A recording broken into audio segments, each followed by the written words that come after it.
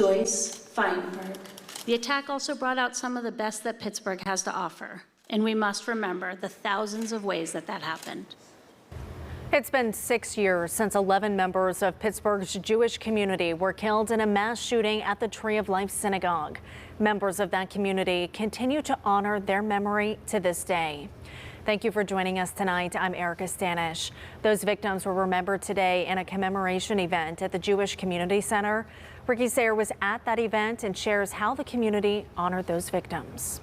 6 years ago today, the unthinkable came to Squirrel Hill.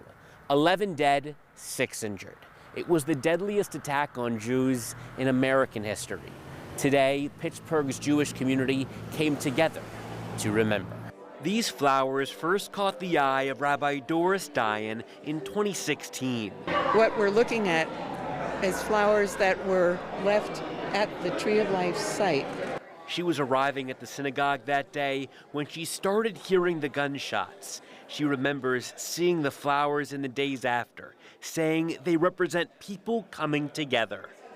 The idea of supporting this city and the Jewish community of this city at that time really means a lot. The flowers were preserved. They were on display for the first time at Sunday's commemoration.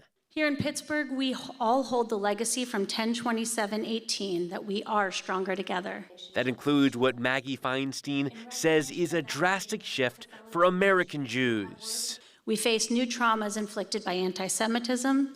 In Israel, the wounds of October 7th attack are still raw, and many of us are overwhelmed by our fear and deep compassion. As victims, it's not upon us to resolve that. It's upon America to determine what type of country do we want to be. Rabbi Jeffrey Myers says this is not a day he looks forward to, but is completely necessary. We must remember. For me, it's painful because I recall the day, and it's as though the recording of it, it's seared in my brain. It starts to play, and for me, it doesn't stop.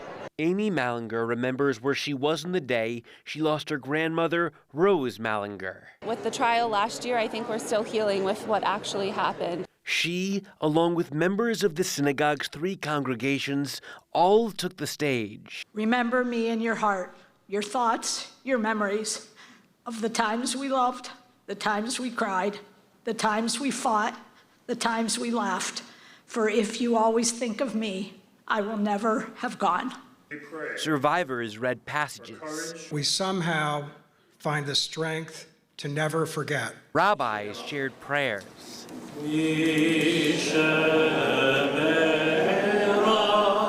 And one of the prosecutors who worked on the case lent her voice. Hallelujah, hallelujah. Just like that song. The flowers. They're beautiful anyway, but now they have a deeper sort of sense of beauty to me. Many things have changed over the past 6 years, but those flowers keep reappearing. They are the embodiments of a memory not lost with time. In Squirrel Hill, Ricky Sayer, KDKA-TV News. Vice President Kamala Harris issued a statement on today's commemoration saying, quote, "We honor the courage of the first responders, some of whom were injured during this attack, and commemorate the resilience of the Pittsburgh community. Doug and I stand in solidarity with the survivors of this attack, the families who lost loved ones, and the entire Jewish community." And Pittsburgh Mayor Ed Gainey also issuing a statement saying, quote, "On this day, we stand with the Jewish community and all Pittsburghers to remember the victims of October 27th, and we join our voices to condemn anti-Semitism, which will never be tolerated in the city of Pittsburgh." Before today's ceremony, about a dozen people gathered at the Jewish Community Center to create crafts to commemorate the victims from that day.